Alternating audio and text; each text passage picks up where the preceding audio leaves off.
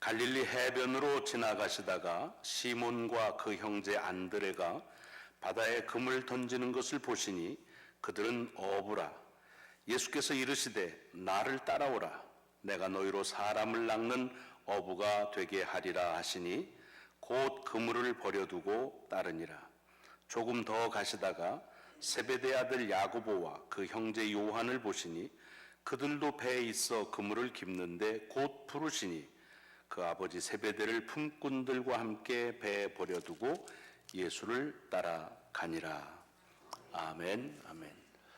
오늘 우리에게 주시는 이 말씀이 한 주간을 살아가는 넉넉한 하나님의 능력임을 믿으며 축원합니다. 예수님께서 저희들이 이제 마가복음을 통해서 14번째 귀한 은혜를 나누는데 이 땅에 오셔서 하나님의 복음을 선포하시고 그래서 그 하나님의 나라가 먼 어떤 때에 죽음 다음에 있는 것이 아니라 지금 우리에게 가까이 있음을 말하면서 하나님의 뜻이 주권적으로 통치되어지는 곳이면 어디나 하나님의 나라다. 이를 위해서는 회개해야 된다. 생각을 바꿔야 된다. 해야 될 생각을 해야 된다 하는 말씀을 하시고 그리고 복음을 믿으라. 이렇게 첫 음성을 저희들에게 주신 것을 이어서 오늘은 이런 하나님의 복음을 선포하시면서 가장 먼저 하신 것이 이 복음 사역에 함께 동참할 사람들을 택하는 일을 하신 것을 보게 됩니다. 지금은 마가복음 우리가 쭉 1장부터 쫓아가서 사실은 이미 알고는 있지만 이 베드로와 그리고 야고보, 안드레, 요한이 얼마나 중요한 역할을 할지 요 시점에서 보면 모르지요. 그러나 우리가 아는 대로 교회 역사가 흐르면 흐를수록 복음의 사역 가운데 아주 핵심적인 중추적인 역할을 하는 요즘 표현으로 말하면 예수님의 4인방 정도가 되는 그런 분들의 이야기가 어떻게 부르심을 받았는지에 대한 말씀입니다. 이렇게 비중이 있는 그런 사람들이 선택을 받고 그리고 예수 그리스도의 부르심을 응답한다고 한다면 사실은 오늘 본문에 보면은 그런 어떤 역할과 그리고 무게에 비하면 다루는 것이 너무 이렇게 조금 간단하게 너무 간편하게 다루고 있다 이렇게 볼 수가 있습니다. 베드로가 누군가요? 야고보, 안드레, 요한 다 한 분 한 분이 더없이 중요한 그리스도의 사역에 책임을 가진 그런 분들일 텐데 이런 분들이 예수 그리스도의 부르심을 받는다고 한다면 적어도 꽤나 많은 분량을 할애해서 그들이 어떻게 주님을 만났고 또 어떻게 주님을 따르게 되었는지에 대한 자초지종을 조금 더 자세하게 설명했으면 싶은 마음이 듭니다. 그런 거에 비하면 너무 간단하게 마가복음은 기록하고 마치 흘려 지나가는 것처럼 됩니다. 저는 이 말씀을 함께 여러분과 같이 나누기 위해서 또 제게 주시는 말씀의 의도를 깨닫기 위해서 한 주간 할 때 늘 여기에 한마디에 어떻게 다 버려두고 쫓아갔을까 이것에 대한 것을 마음속에 생각하고 또 집중하게 되었습니다. 왜냐하면 이게 말이 안 되거든요. 그냥 우리가 성경이니까 남이 쫓아가니까 뭐 남이 간다는데 네가 웬 말이냐라고 그렇게 얘기할 게 아니라 누군가 나보고 따라와라 라고 말할 때 한 번 본 적도 없습니다. 그 사람이 왜 부르는지도 모릅니다. 그러면 누구세요? 물어볼 수도 있을 것이고 무엇 때문에 부르세요? 질문을 할 법만 합니다. 아마 요즘에 주님께서 와서 이렇게 하면 따라갈 사람은 아무도 없을 겁니다. 우리는 어렸을 때부터 모르는 사람이 와가지고 쫓아가자 따라와라 그러면 절대로 가지 마라. 이거 아주 숙고해 있거든요. 그래서 요즘 와서 주님이 따라와라 그랬다가는 뭐 바로 112 신고 들어가고 그리고 유괴범으로 아마 그렇게 오해를 받기가 딱 십상입니다. 어떻게 자기를 부르는 사람이 누군지도 모르면서 또는 왜 물어보지도 못하는지 뭘 위해서 지금 오라는 건지 이유를 알지 못하면 물어라도 봐야 되는데 묻지도 않고 그리고 따지지도 않고 그냥 그렇게 따라갑니다. 이게 귀해 보이는가? 사실은 어리석게 보이죠. 그래서 이것이 참 걸립니다. 우리는 물론 이 말씀 가지고서 이미 많은 가르침들을 받았습니다. 예수 그리스도의 부르심에는 아무런 조건 없이 무조건 순종해야 된다. 남이 하는 건 그렇게 쉬워요. 근데 여러분들이 부르신다면 그렇게 따라 하시겠어요? 주님 따라 하는 건커녕 그냥 내일 교회 한번 오시죠? 라고 해도 왜 오라는 건지 또 무슨 목적인지 동기가 뭔지 궁금해서 그래서 그냥은 못합니다. 사실은 이만저만해서 그렇습니까? 그럼 와야죠. 또는 이만저만 그건 뭐 제가 갈 수가 없습니다. 형편이 다 있습니다. 초청을 해주셔서 감사합니다만은 제가 가기가 어렵겠네요. 뭐 이런 얘기들 하는 게 너무 자연스러운 겁니다. 복음서에 보면은 이렇게 이 네 사람이 주님의 부르심을 받는 또는 다른 사람들이 제자로 부르심을 받는 이야기들이 각 복음서마다 있습니다. 누가복음에는 이것이 4장에 기록되어져 있는데 거긴 조금 더 자세하게 설명이 되어 있습니다. 뭐라고 되어 있느냐 하면 예수께서 어느 날 해변가, 호숫가지요. 해변가에서 가르치시는데 배가 한 척 있는 걸 보고 거기 올라가셔서 이제 해변에서 좀 뛰라 하고 그러고서 가르치십니다. 근데 그 배의 주인이 베드로였습니다. 베드로의 배입니다. 그러고 나서는 바로 베드로에게 그 배 주인에게 깊은 데로 가서 그물을 던지라고 말합니다. 자초지 정도 없이.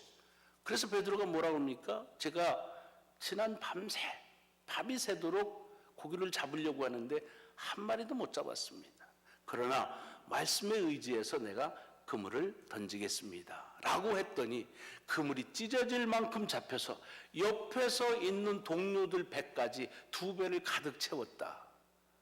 그래서 그걸 보고 베드로가 어떻게 합니까? 예수 그리스도 앞에 나와서 무릎을 꿇고 주여 나는 죄인으로서이다. 나를 떠나소서 라고 말합니다. 그리고 그 이야기를 듣고 주께서 뭐라고 하십니까? 내가 너를 사람을 취하게 하리라. 나를 따르라. 이렇게 말합니다. 앞뒤가 맞잖아요. 전혀 모르는데 그런데 앞에서 지금 엄청난 기적의 사건이 일어나서 그 기적 속에 떨림 속에서 부르니까 그 사람이 누구인지는 모르지만 일어난 일 때문에라도 따라가게 되지요.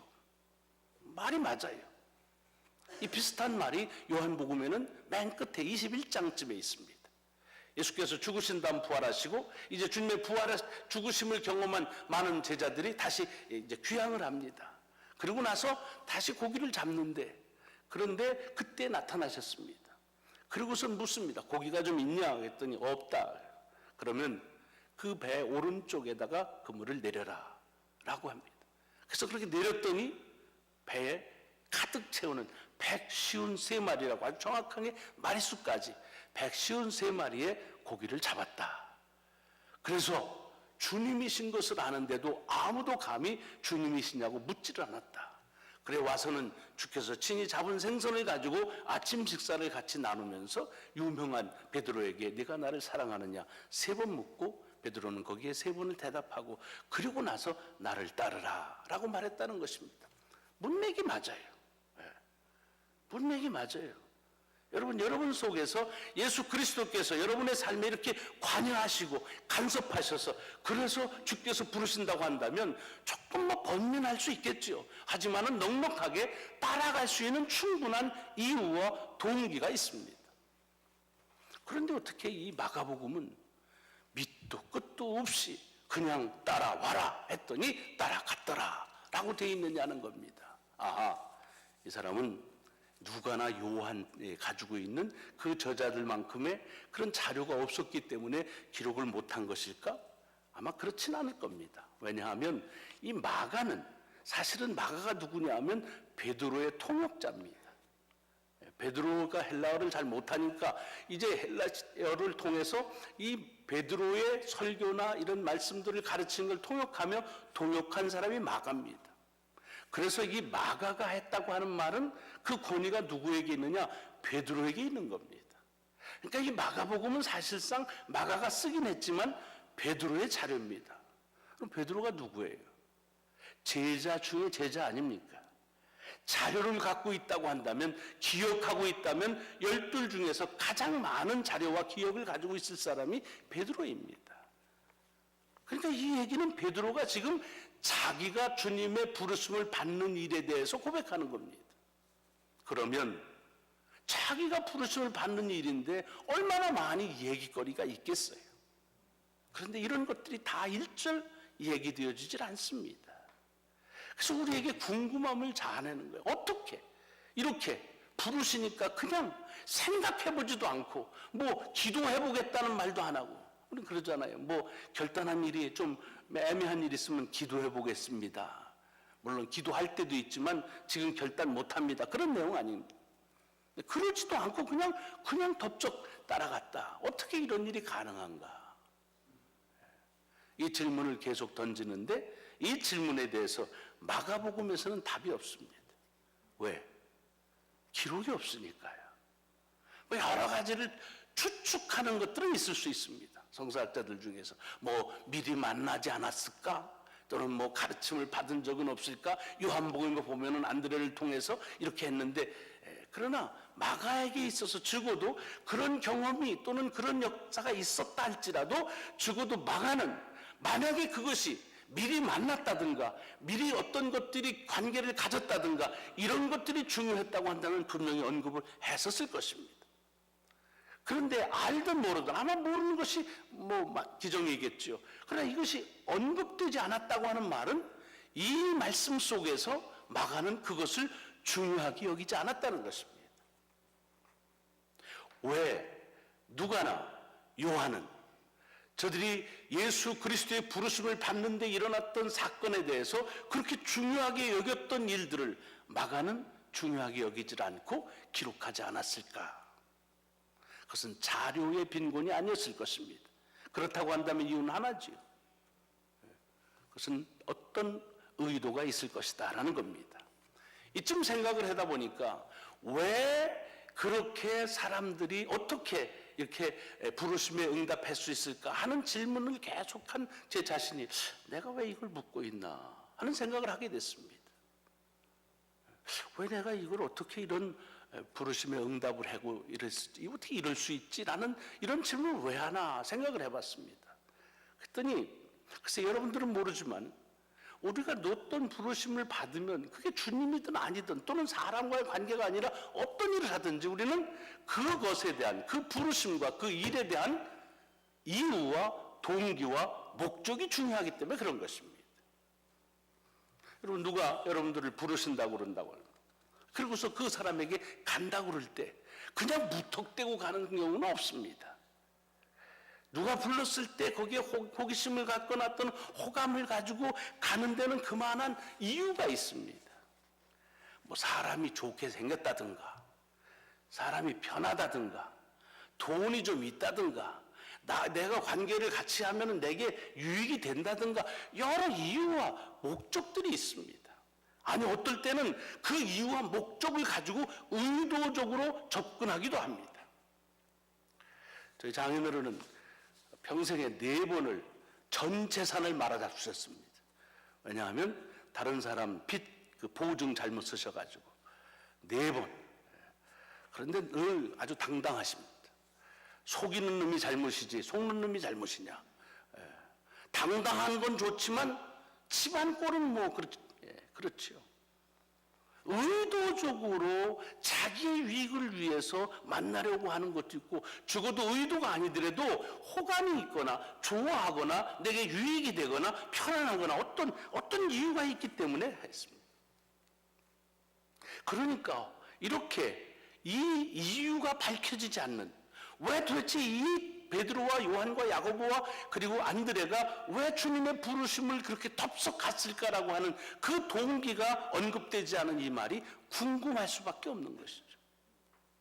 궁금할 수밖에 없습니다.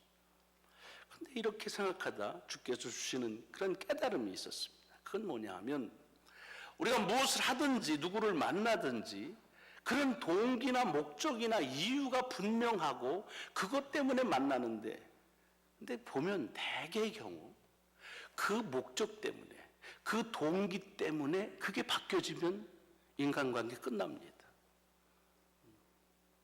자기가 생각했던 것과 다르면 그러면 거기서 끝장납니다. 아, 돈 좀 있을 것 같다 해서 따는데 웬걸 돈이 하나도 없어. 그럼 그날로 끝납니다. 이쁜데 봤더니 성형한 거야. 그날 끝납니다. 아, 사람이 착한 것 같아. 그런데 보니까 뭐 형편없어. 끝나는 거예요. 무슨 소리예요? 내가 무언가를 하려고 하는데 그 동기와 다르거나 그런 동기에 대한 생각이 바뀌어질 경우에는 그러면 그 가는 것, 그리고 요구하는 것, 이런 것들은 다 바뀌어지게 되어 있습니다. 동기가 확실한 것을 우리는 중요하게 여기지만 사실은 그 동기가 우리를 만나게 하는 디딤돌도 되지만 그 동기나 이유가 우리의 만남을 또는 우리의 원하는 것들을 부셔버리는 거침돌이 될 때도 참 많습니다. 많은 경우 그렇잖아요. 신앙생활 할 때 어떻습니까? 여러분, 신앙생활 할 때도 우리는 뚜렷한 이유와 목적을 가지고 있어야 돼요. 주님 만나면 내 마음에 평안이 없고 문제가 해결된다. 이거 참 귀한 겁니다. 그래서 그런 분명한 동기와 목적에 대한 것들을 확실하게 하라는 얘기를 많이 합니다. 하지만 주님께서 우리에게 만남을 통해서 그런 일을 이루시는 것도 분명하지만 그것이 전제가 되고 그것이 이유가 되고 목적이 될 경우에 만약에 주께서 그리 안 이루시면 어떡하겠어요? 그럼 그냥 그만두는 거죠. 내가 생각한 거하고는 다르네. 믿음이라는 게 나하고는 안 맞네. 이렇게 됩니다. 안 맞는 게 아니죠. 생각을 잘못하고 동기가 잘못된 거지요. 자, 오늘 본문 속에서 이렇게 왜 마가복음 기자는 다른 복음서에서 소상하게 어떻게 해서 주님을 만났는지에 대한 그 배경을 설명하지 않고 그냥 부르니까 그렇게 응답했다라고 아주 심플하게 말하고 있는가? 그 목적이 그 가운데 있다는 겁니다. 뭘 얘기하는 거예요?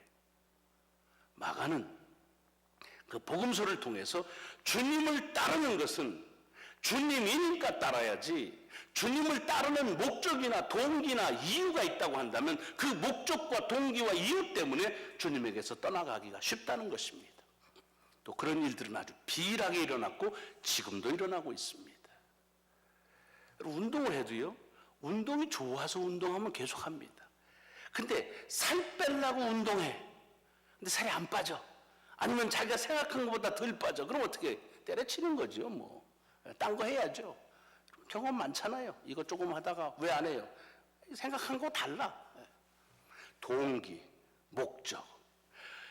이 말씀 속에서 어떻게 이렇게 이 사람들은 예수 그리스도가 따르라고 하는 이 말을 그렇게 따를 수가 있었을까 하는 그 이유와 동기를 찾는 우리에게는 궁금증을 자아내지만 마가는 바로 그것 때문에 예수 그리스도를 이 안드레와 요한과 야고보와 베드로는 자기들이 이루려고 하는 목적과 동기 때문에 따른 것이 아니라 그 예수 그리스도, 자기를 부르는 이에 대한 신뢰로 따랐다 하는 것을 우리에게 보여주고, 예수 그리스도를 따르는 일은 이와 같아야 된다는 겁니다.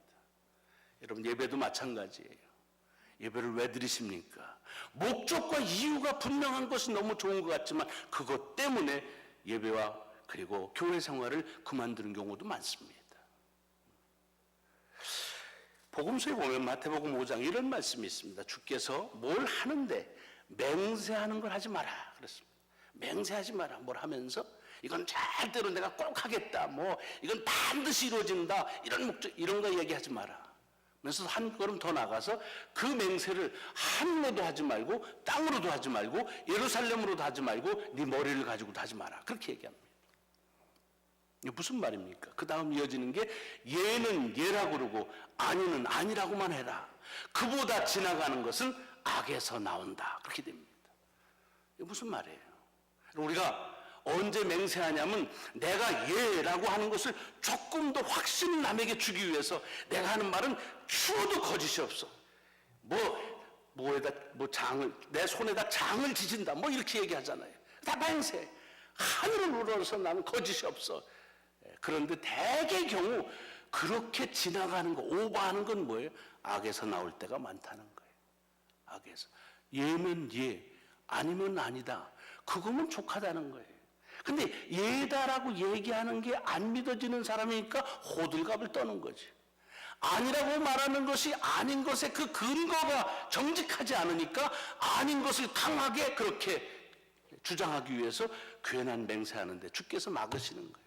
그러니까 예는 예요, 아니면 아니다. 그 이상으로 넘어가는 건 주님은 확고하게 그건 다 악에서 나는 거다. 그럼 이것을 이대로 우리가 이 말씀 속에 한번 적용해 보십시오. 왜 주님을 따르는가? 그 말에는 따르면 따르는 것이고 못 따르면 못 따르는 거지. 거기에는 다른 게 있으면 안 된다는 거예요. 따르고 싶은데 뭐 안 따르는데 이만한 그런 얘기 하지 말아요. 대개의 경우 그것은 악에서 나올 때가 많다는 겁니다. 성경에 보면 그렇습니다. 주께서 이 제자들에게만 따르라고 얘기하지 않으셨어요. 다른 사람들에게 나를 따르라고 그럴 때 사람들이 뭐라고 했습니까? 따르는데 지금 막 내가 해야 될 것들 아주 최소한의 예의를 갖추겠다고 그럽니다. 아버지 장례 지난 다음에 또는 식구들하고 작별 인사. 여러분 이거는요 사실은 부른 사람이 챙겨줘야 될 겁니다. 아버지 그럼 갔다 와. 그리고 와. 작별 못했어? 그럼 작별하고 와야지. 언제 다시 볼지 모르니까. 이거 챙겨줘야 될 건데 주님은 아주 강팍하게 얘기하십니다. 단호하게 얘기하십니다. 뭐라 그래요? 죽은 자는 죽은 자에게 남기고 그리고 쟁기 들고 뒤돌아보는 자는 앞으로 갈 수가 없다는 얘기예요. 앞으로 가는 자는 뒤돌아보지 않는다고 말합니다. 아주 냉혹하지요. 이걸 인간관계에 대한 얘기로 보시면 안 돼요. 뭘 얘기하는 거예요? 주님의 따르면 따르는 거고 아니면 아니지 거기에 뭘 붙이는 것은 안 된다는 얘기예요. 마가는 이것을 확실하게 말하는 거예요. 그러니까 이들은 주님이 따르라고 하면 예 라고 했던 거예요. 거기에 다른 이유와 동기와 목적 이것은 없다. 이것이 바른 예수 그리스도의 순종이다 라는 말입니다. 그런데 이 순종에 비해서 우리를 보면 어떠냐 이게. 그럼 어떻습니까? 주의 말씀대로 살고 싶죠. 그런데 뭐 그걸 모릅니까? 그런데 예배 뭐 다들 그런데 뭐 해야 돼? 그런데 감사해야죠. 근데 뭐 감사할 만한 이유가 있어야죠. 뭐 이유는 있어야 되고. 그러면 여러분 하나님께 하는 감사가 하나님이 목적이 돼야 되는데 감사하는 이유가 목적이 됩니다. 그걸 분명히 하셔야 돼요. 하나님께 감사하면 그 이유를 알게 되는 거지 이유 때문에 감사하면 그러면 그 이유 때문에 감사하지 않을 수가 있습니다. 좋아서 감사하세요? 그럼 나쁘면 안 하지요. 뭐. 기분이 나서 예배 드리십니까? 가능해서? 그러면 가능하지 않으면 못 드리는 거지요. 오늘 이 마가가 첫 번째 사람들을 부르면서 그 부르심에 응답하는 이 네 사람을 통해서 우리에게 강하게 주는 메시지는 한 가지입니다. 주님을 따르는데 다른 이유나 목적이나 동기 때문에 따르지 마라. 그렇죠? 주님이시니까 따르라는 겁니다. 삭개오에게도 똑같은 말씀이 나옵니다. 삭개오가 주님을 보기 위해서 왜 나갔습니까? 삭개오도 주님 만나서 해결받고 싶은 많은 문제가 있었을 겁니다. 그러나 성경에 보면 그가 누구인지 보기 위하여 나갔다 그랬습니다. 예수 그리스도 그분 자신에 대한 그런 관심을 가지고 나갔다는 얘기입니다. 우리는 예배를 왜 드리십니까? 마음의 평화? 문제 해결의 답? 여러분 그러다 평화 안 오면 어떡할 거예요? 답이 안 생기면 어떡할 거예요? 토라지나요? 삐지나요? 이거는 예수 그리스도에 대한 관심이 아니라 예수 그리스도를 수단으로 삼아서 내 목적과 내 이유를 달성하겠다고 하는 그런 신앙으로 전락되기가 매우 쉽다는 것입니다. 다시 봅니다. 주께서 부르실 때 부르심에 그대로 따랐다. 오늘 우리들에게 우리의 신앙에 많은 부끄러움을 느끼게 하는 것입니다. 목적 때문에 이유 때문에 주님을 따르는 것이 아니라 따르면 우리에게 그 따르는 이유와 목적을 깨닫게 해주시는 것은 주님의 몫입니다. 주께서 우리 예배를 받으시는 것은 우리가 어떤 목적이 아니라 예배 드릴 때 우리에게 주신 은총으로 깨달아지는 역사가 여러분과 제게 있으시기를 주의 이름으로 축원합니다. 기도하시겠습니다.